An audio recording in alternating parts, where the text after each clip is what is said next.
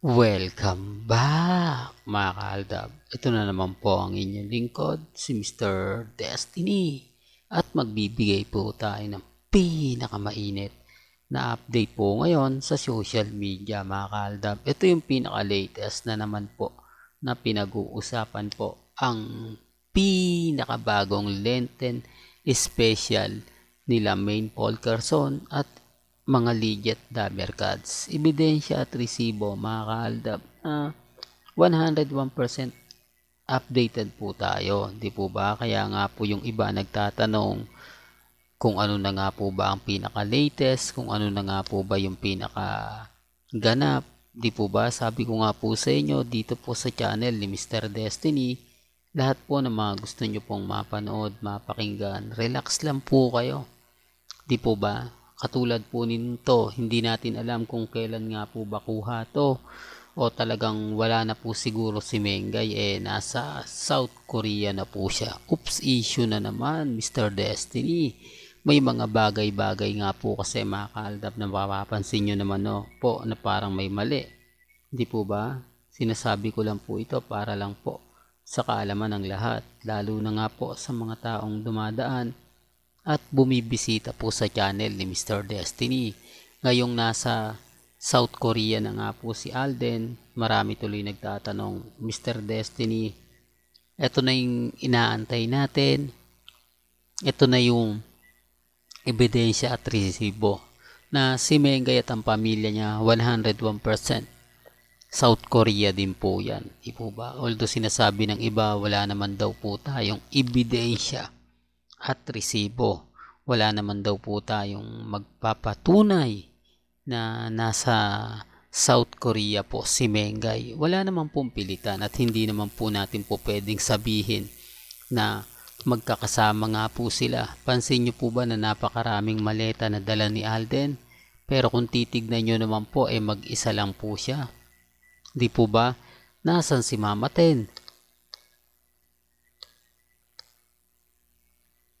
Mukhang talagang ito yung mga pagkakataon na mga kaaldab na masasabi natin na pagdating po o pag-alis po kasi ni Alden, talagang pinapakita niya, talagang nagpaparamdam na po siya. Pero kapag dumarating siya ng Pilipinas, wala na pong nakakaalam, wala na pong nakakakita. Yan ang ebidensya at resibo mga kaaldab na nakakaligtas nga po talaga si Alden Richards pagdating po sa ibang bansa. Di po ba? Ibig kong sabihin, may mga bagay-bagay na eksklusibo na hindi mo talaga makukunan si Alden pag uwi niya ng Pilipinas. Kasi gaya nga po ng sinabi natin, kung isang kang true-blooded Aldab Nation o Alden Fanatics, madali mo na ako magegets madali mo na ako maintindihan dahil alam ni Alden na marami talaga nagbabantay sa kanya. Alam ni Alden na makukunan siya ng picture. Di po ba? Yun naman po yung hinihintay lagi ng Aldab Nation. Yun naman po lagi yung kumbaga tinitignan at inaasahan po natin na makakuha po tayo ng maliit na impormasyon. Pabor na pabor sa Aldab Nation. Di po ba? Yan ang trabaho naman po talaga ng Aldab Nation. Pero bago natin ituloy itong magandang update natin, kung bago ka lang sa channel na to at isa kang true-blooded Aldab Nation na nagmamahal kila Mengay at Isoy, tama po ang channel na pinuntahan mo, kaya consider na po kitang bagong subscriber at wag mong kalimutang i-share ang mga video po natin sa mga mami, sa mga titas at sa mga senior. Remind ko lang po sa inyo mga kaaldab, sa mga nagsasabing wala daw pong teleserye o Lenten special sila Mengay at si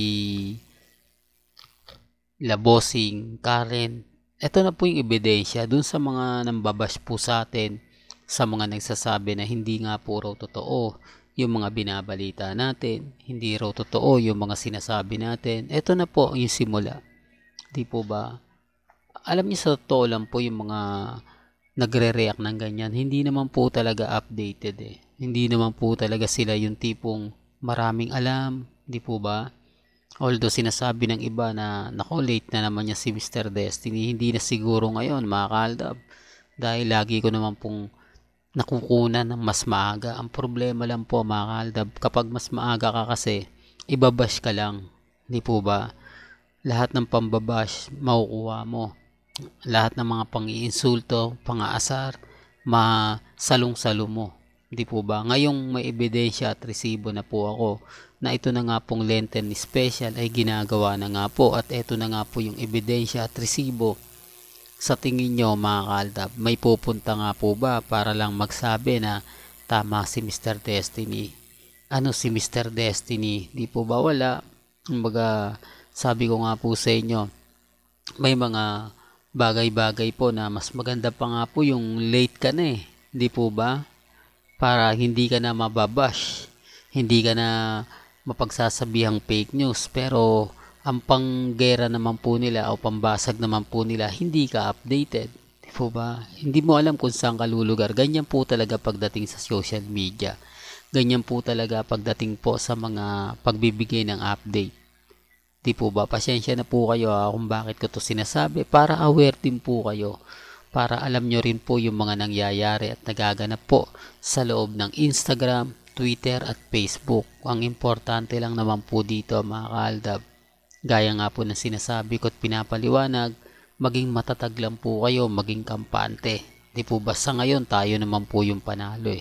Sa ngayon, si Alden Richards at si Maine Polkerson pa rin ang sigurado 101%, di po ba? Pero mag-iimbestiga pa rin po tayo, maghahanap po tayo ng ebidensya at resibo na magpapatunay nga po. Kaya nga sinasabi nila na si Alden Richards daw lang po ang nakita kasama ang ilang mga fans at sila Nate Gonzaga.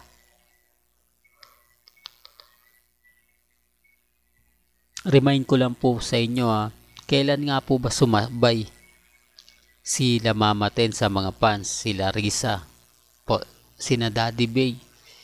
Real talk mga kaaldab, napakasarap ngayong magbakasyon sa South Korea. Yan po isabi ng mga ibang pumupunta dahil nga po sa sobrang init dito ngayon sa Pilipinas. February pa lang pero nararamdaman mo na dahil malapit, kumbaga March nga po ang ating Semana Santa. Siyempre ngayon nararamdaman mo na yung init, yung presensya, di po ba?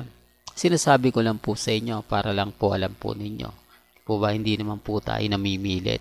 Well, hanggang dito na lang po ang ating latest updates. Kaya kung gusto nyo pa po ng pinaka-latest at sariwang update, abay tumutok lang po kayo dito po sa channel ni Mr. Destiny para updated po kayo sa mga latest at sa mga bagong video po na ilalabas po natin maya-maya lang. Hanggang sa muli, salamat po sa panonood at pakikinig.